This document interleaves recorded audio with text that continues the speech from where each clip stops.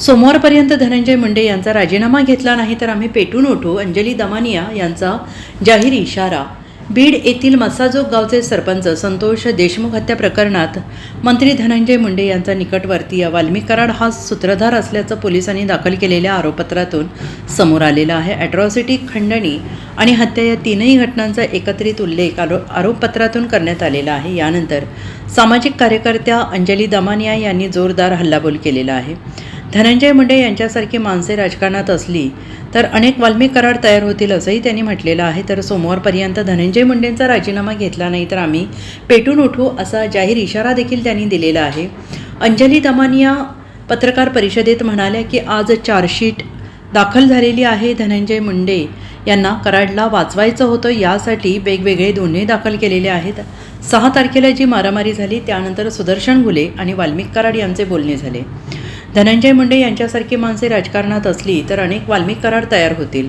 10 वर्ष या सगळ्यांचे सिंडिकेट होते असा आरोप त्यांनी केलेला आहे. आज जे चार्जशीट सादर झालंय याच्यावरनं स्पष्टपणे दिसतंय की धनंजय मुंडे यांचा प्रचंड राजकीय दबाव होता आणि म्हणूनच ही 3 जी प्रकरणं होती ती वेगवेगळे FIR केले गेले. खंडणीचा वेगळा, अॅट्रॉसिटीचा वेगळा आणि हत्येचा वेगळा.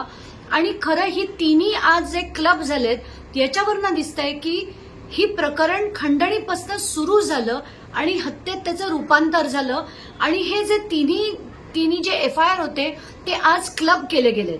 दुसरी गोष्ट, याच्यात जी माहिती पुढे आली आहे ती अतिशय शॉकिंग, डिस्टर्बिंग अशी आहे की 6 तारखेला जेव्हा आवादा कंपनीत भांडण झालं त्यानंतर 7 तारखेला सुदर्शन घुले आणि वाल्मिक कराड हे एकमेकांशी बोलतात की बाबा उद्या उठून कोणीही जर असं आलं तर आपल्याला खंडणी मागणं कठीण होईल आणि आपल्याला इतर कंपन्यांकडनं खंडणी घेणं कठीण होईल.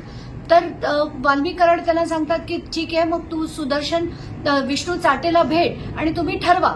तर दुसऱ्या दिवशी म्हणजे 8 तारखेला त्यांची बैठक होते तिरंगा नावाच्या रेस्टॉरंटमध्ये. तिथे सगळेजण एकत्र बसतात आणि त्याच्यावर चर्चा करतात. त्याच्यात असा मुद्दा येतो की संतोष देशमुख हे आपल्याबरोबर लढतायत, तर असं जर लढलं तर मात्र आपल्याला हे करता येणार नाही आणि आपण देशोधडीला लागू असंही म्हटलंय.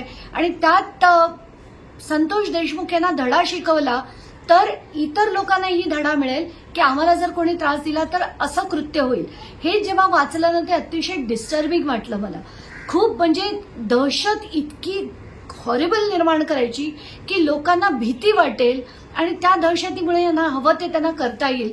एवढंच नाही तर त्याच्यात जो डिटेल्ड रिपोर्ट आलाय त्याच्यात असं म्हटलंय की हे कृत्य अतिशय अमानुष, क्रूर आणि कुठेतरी हे सगळेजण त्या कृत्याला बघून हसत होते आणि एन्जॉय करत होते. हे जेव्हा वाचलं ना अतिशय वाईट वाटतंय. तळपायच्या खरं मस्तकाला गेलीये. अशा माणसांना मोठं करणारे धनंजय मुंडे हे आहेत आणि त्यांना वाचवणारे जर अजित पवार सारखे अजूनही त्यांना वाचवत असतील तर त्यांना महाराष्ट्र आता धडा शिकवेल. तर आजच्याच त्यांना राजीनामा नको, आता त्यांना बडतर्फ करा अशीच मागणी आहे. आणि जर केलं गेलं नाही तर सोमवारपासून अधिवेशन आहे, त्याच्यात मी काय करायचं ते मी निर्णय सोमवारी घेईन. Bureau report, SBN Marathi, Mumbai.